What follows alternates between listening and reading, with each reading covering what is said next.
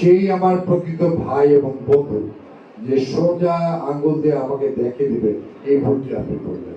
আমি মনে করি একজন নেতা হিসেবে একটা বিশাল পুকুরে অনেক মাছ থাকে, সব মাছের সঙ্গে সব মাছের কথা বলতে হয়, কিন্তু কোনো একটি মাছকে যদি বা কিছু মাছকে যদি উপরে তুলে নেওয়া হয় তাহলে দেখা যায় সেই মাছটা বেশিক্ষণ বাঁচে না।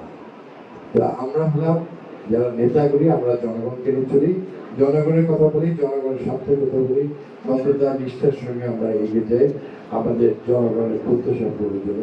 আমাদের দল, আমাদের নেতা শহীদ প্রেসিডেন্ট, আমাদের নীতি বেগম খালেদা জিয়া এবং আজকের মাননীয় প্রধানমন্ত্রী সেই পথ দিয়ে বাংলাদেশকে একটি সবার কাছে গ্রহণযোগ্য একটি গণতান্ত্রিক রাষ্ট্র সুপ্রতিষ্ঠিত করা এবং সকল ক্ষেত্রে অগ্রগতি এবং সকল উন্নয়ন সমন্বিত করে এগিয়ে নিয়ে যাওয়া, আমরা সেইভাবে আগাচ্ছি। আমি আবারও আপনাদের সবার কাছে দোয়া চাই, ভাই হিসেবে যা ছিলাম সেই হিসেবে আছি।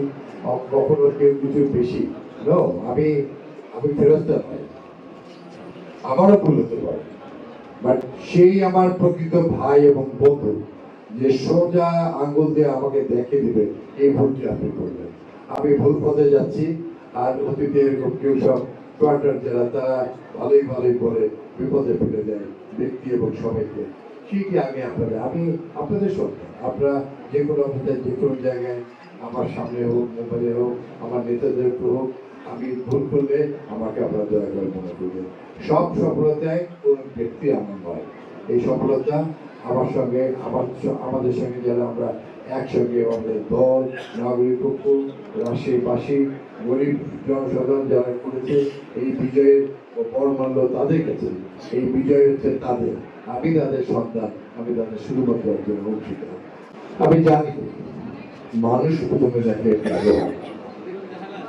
তার দেখে সততা, আর আমরা যারা দল করি আমাদের দেশপ্রেম, আর শুধু নিজে না বলে অপরের কথা শুনে যেটি সঠিক মন্ত্রণালয়ের মধ্য দিয়ে সেটাকে এগিয়ে যাওয়া।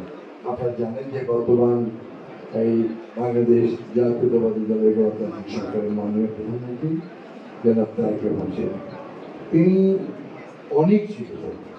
১৭ বছরের প্রবাস জীবনের থেকেও তিনি দলকে নিয়ন্ত্রিত করেছেন। সারা পৃথিবীর সঙ্গে যার, বিশেষ করে বাংলাদেশের পর্যায়ে দেশগুলির সঙ্গে যোগাযোগ ছিল এবং সবকিছু মিলে তিনি একজন সফল নেতৃত্ব দিয়েছেন। আজকে বাংলাদেশের মানুষ তাকে মাননীয় প্রধানমন্ত্রী দিয়েছেন এবং অত্যন্ত সততার সঙ্গে নিজ যা দায়িত্ব তা পালন করার জন্য তিনি সবসময় সেই মন্ত্রণালয় শুরু হয় ৯টা থেকে রাতে ৯টা পর্যন্ত, বিশেষ ছুটির দিনেও তিনি অফিস করেন এবং নির্দেশ করেন। আমি আপনাদের সন্তান হিসেবে আল্লাহ যেন আমাকে সম্মানের সঙ্গে তাকে তার সঙ্গে কাজ করার সুযোগ দিয়েছে। আমি আমার সব কিছু দিয়ে আপনাদের মান সম্মান রক্ষা করে আমরা যারা দেশকে এগিয়ে নিতে পারি, এই দোয়াই আমি আপনাদের কাছে করি। প্রিয় ভাইয়ের আমার, সমস্যা বলুন বাংলাদেশের অনেক সমস্যা, রাশি ভৌগোলিক কারণে আমরা অনেকটা এক পেশে পৌঁছে, এটি হচ্ছে বাস্তবতা।